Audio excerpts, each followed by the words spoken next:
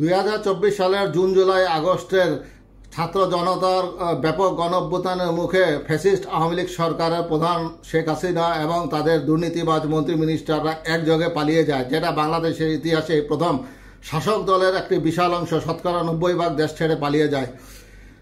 এবং সেই দলের দুর্নীতিবাজ নেতারা বিদেশে বহাল তবিয়তে আছেন তার একটি নমুনা পাওয়া গেছে। অথচ দেশে থাকা তৃণমূল পর্যায়ের আওয়ামী লীগের নেতাকর্মীরা একটি যাযাবর দিন যাপন করছে এবং তারা পলাতকের মতো এদিক ওদিক ছুটে বেড়াচ্ছেন।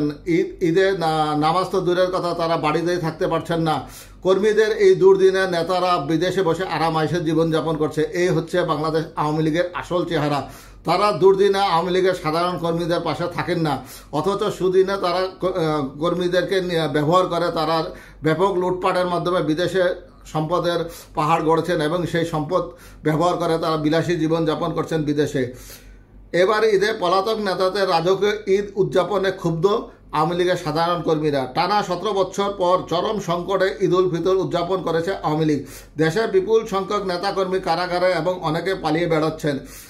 ঈদ করতে অনেকে এলাকায় গিয়ে গ্রেপ্তারও হয়েছেন। এরই মধ্যে বিদেশে বসে অনেক নেতা রাজকীয় উদযাপন করছেন। তাদের ছবি সামাজিক যোগাযোগ মাধ্যমে ব্যাপক সমালোচনার ঝড় তুলেছে।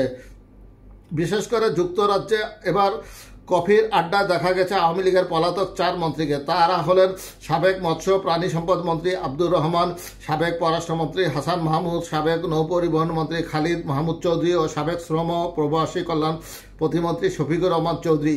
এই সময় আরও উপস্থিত ছিলেন যুক্তরাজ্য আওয়ামী লীগের নেতারা। কর্মীরা বলছেন, ঈদ তো সবার জন্যই, নেতারা যে ঈদ উদযাপন করতে পারবেন না তা নয়, তবে তাদের সঙ্গে কর্মীদের যোগাযোগ ও সুখ দুঃখের বিনিময় হলে ভালো হয়।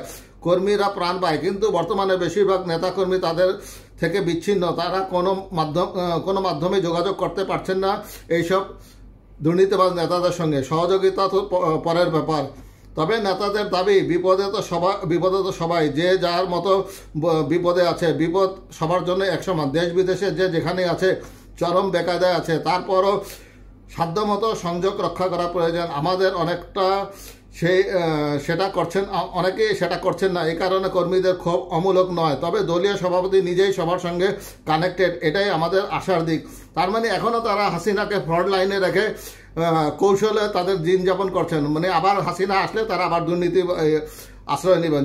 যাই হোক, এই নিয়ে আওয়ামী লীগের কেন্দ্রীয় উপকমিটির সদস্য শেখ রাসেল জাগনিয়কে বলেন, ঈদ প্রত্যেক মুসলমানের জন্য সবচেয়ে বড় উৎসব এবং আনন্দের দিন, হোক সেটা দেশে কিংবা বিদেশে অবস্থান করা অবস্থায়। জুলাই আগস্ট পরবর্তী সময়ে আওয়ামী লীগ নেতারা বিদেশে অবস্থান করেছেন, তাই বলে কি তাদের জীবনে ঈদ আসবে না বা তারা ঈদের আনন্দ করতে পারবে না এমন বিষয়টি নয়। কিন্তু তাদের উচিত শুধু ঈদের সময় কেন, সব সময় দলের কর্মী এবং দেশবাসীর খোঁজখবর নেওয়া এবং তাদের সঙ্গে ঈদের আনন্দ ভাগ করে নেওয়া। কিন্তু কোনো নেতা যদি এমনটি না করে, তাহলে আমি বলবো তারা নেতা নন, তারা হলেন নেতারূপী দানব। ভবিষ্যতে দলের কর্মীরা এবং দেশবাসী এই নেতারূপী দানবদের পরিহার করে ইতিহাসের আস্থা করে ফেলবে বলে আমার বিশ্বাস।